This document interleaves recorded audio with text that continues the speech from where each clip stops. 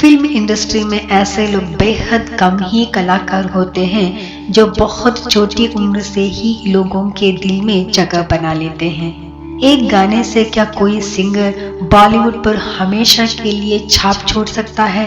ये सुनकर कुछ अजीब सा लगता है ना? लेकिन क्या आप जानते हैं कि बॉलीवुड में एक सिंगर ऐसे भी रही है जिन्होंने 15 साल की उम्र में एक गाना गाकर ही फिल्म फेयर अवार्ड अपने नाम कर लिया था। ये सिंगर थी नाज़िया हसन।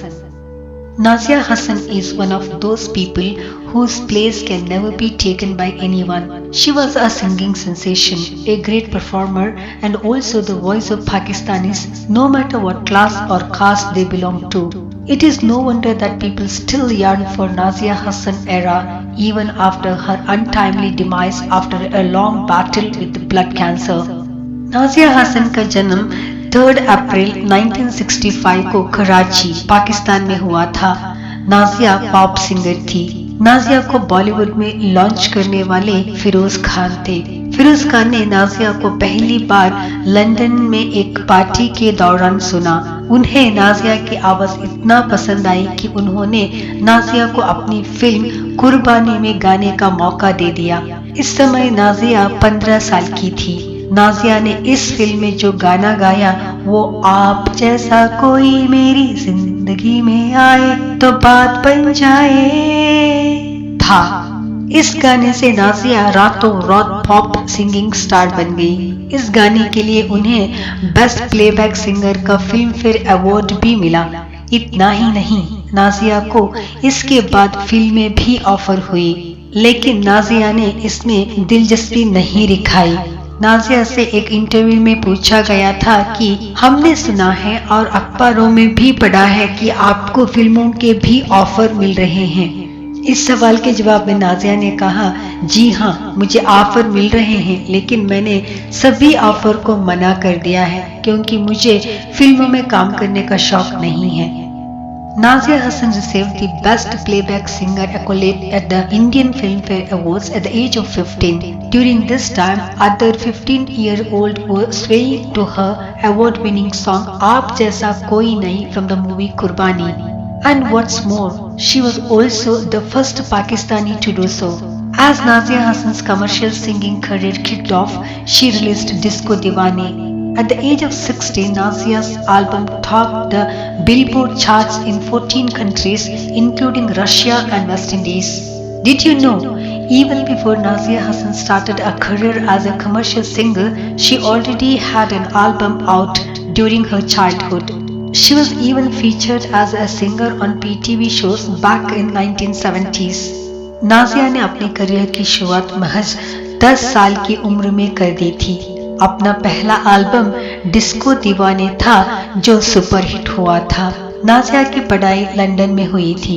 उन्होंने लंदन से बिजनेस एडमिनिस्ट्रेशन एंड इकोनॉमिक्स में बैचलर डिग्री ली थी। इसके साथ ही उन्होंने लॉ भी किया था। नाज़िया ने अपने छोटे से सिंगिंग करियर में बूम बूम, यंग तरंग, हॉटलाइन, कैमरा कैमरा नाम के कई गाने गाए थे। इसके अलावा नाज़िया खुद गीत लिखती भी थी। When Nazia Hassan released her chart-topping album in Disco Diwani in 1981, she became the first playback singer to release an album. That is how she became Pakistan's Princess of Pop and later on South Asia Queen of Pop. Besides being a singer, Nazia Hassan was a lawyer by profession. She was hired as an intern for the Women's Internal Leadership Program. She was later hired to work for the United Nations Department of Political Affairs. She worked for the UN Security Council. Even now, her parents run the Nazia Hassan Foundation, which is committed to helping the less fortunate. The public figure was an active social worker in Pakistan. She was later appointed as the Goodwill Ambassador for Children's Rights by the United Nations Children Education Fund, UNICEF. Due to her fame as an artist and later as a philanthropist, Google honored the artist on her birthday on April 3, 2018. Apart from Nazia Hassan's songs, she was an accomplished lawyer, political analyst and philanthropist as well. It's no surprise that the government of Pakistan awarded Nasia Hassan with the highest civilian award, the Pride of Performance. She may no longer be here with us, but her legacy endures. There will never be anyone like Nasia Hassan again. Nasiya को महज 30 साल की उम्र में ही cancer हो गया था, जिसके बाद उन्होंने 5 सालों तक इस बीमारी के साथ जंग लड़ी, लेकिन वो उससे ज्यादा दिनों तक नहीं लड़ सकी और 13 अगस्त 2000 को उनका लंदन के अस्पताल ही निधन हो गया।